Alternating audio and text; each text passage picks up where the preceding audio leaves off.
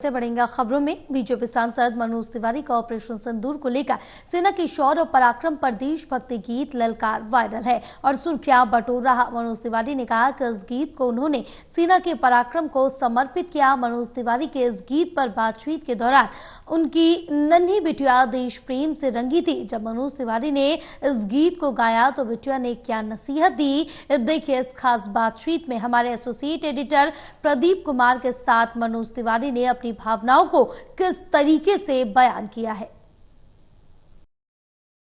BJP सांसद Manoj Tiwari operation सिंदूर को लेकर उन्होंने अपनी भावनाएं ललकार के तौर पर एक गीत के जरिए यहां पर रखी हैं। ये गीत काफ़ी वायरल है और इसके अपने बोल काफ़ी भावुक करने वाले हैं। सेना के समर्पण, उनके शौर्य को समर्पित करते हुए जो पंक्तियां और जो गीत यहाँ पर मनोज तिवारी ने देशवासियों को समर्पित किया है, वीरता के नाम और देश प्रेम के नाम। सीधे इस वक्त हम जुड़ रहे हैं मनोज तिवारी से।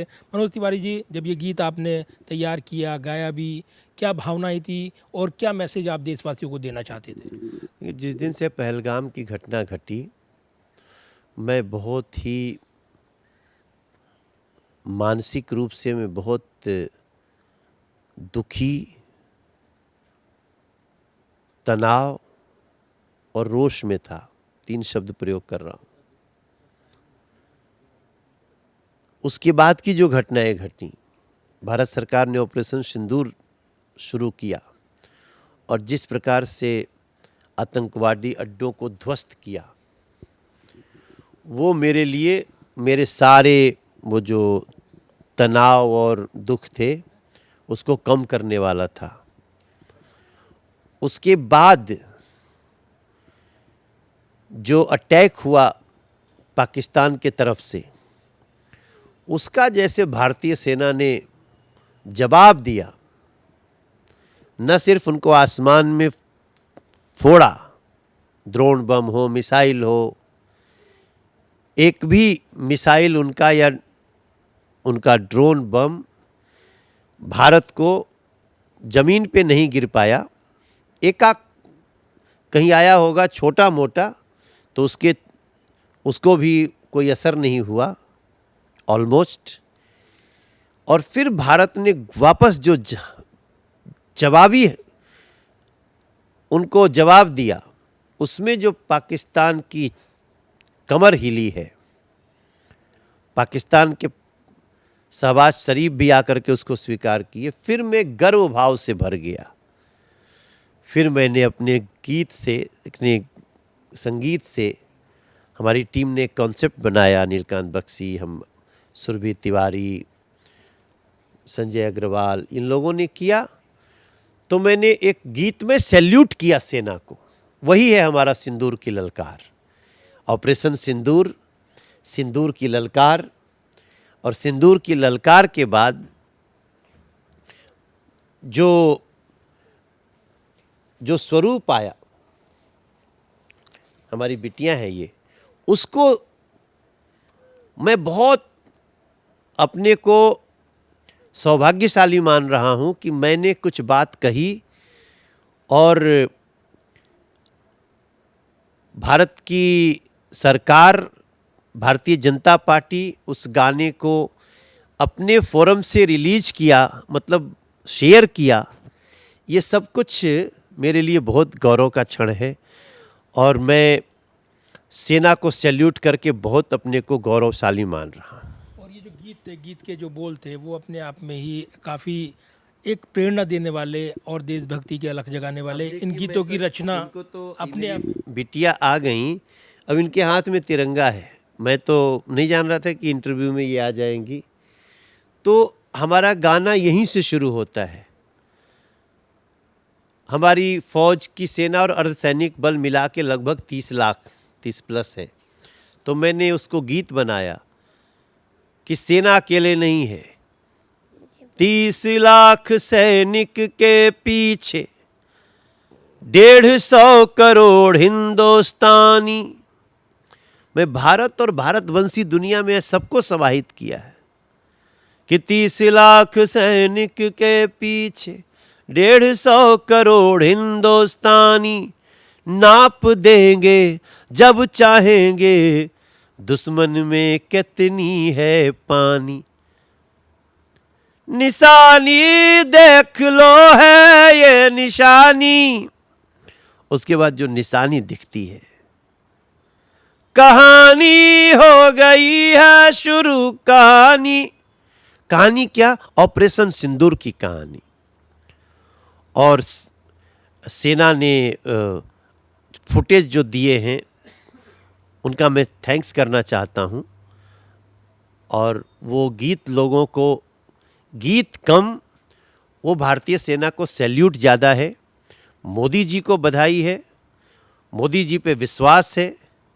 उस पर एक बहुत इम्पोर्टेंट लाइन हमने गाई कि तुमने किया है शुरू तो सुन लो, मोदी करेगा खत्म कहानी, नाप देंगे जब चाहेंगे, दुश्मन में कितनी है पानी।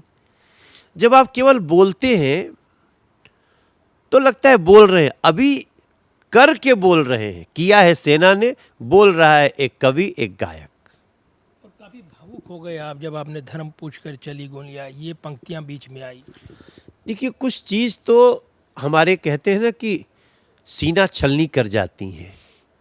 और निश्चित रूप से ये ऑपरेशन सिंदूर शुरू कहाँ से हुआ? पहलगाम की उठती चीखें सीना बेध के जाती है, धर्म पूछ कर चली गोलियां। लोग टूरिस्ट बन के गए थे ना, कि धर्म पूछ के चली गोलियां सहन नहीं हो पाती है, खून और पानी संग बहे अब ये नहीं संभव होगा, याचना नहीं अब रण होगा। देखो, पत्थर को भी आप जब बोलोगे ना कि धर्म पूछ के गोली चली, तो इमोशनल तो हो ही जाते हैं लोग। बेटा, आप ना ऐसे गाती हो ना, आपका गला खराब नहीं होगा? नहीं बेटा, गला खराब नहीं होगा। क्यों? तो क्या है, वो इमोशन है, इमोशन हो गया है, देश प्रेम की बात आई है। और ये इमोशन एक भावना है। पत्थर भी इमोशन में आएगा, उसको भी आंख में आंसू आएगा। मगर मैं इस बात का बहुत मैं धन्यवाद करना चाहता हूं सभी भारतवासियों को कि अभी तो गाना आए 24 घंटा हुआ है और 2 लाख से ज़्यादा लोगों ने केवल यूट्यूब पे देख लिया है।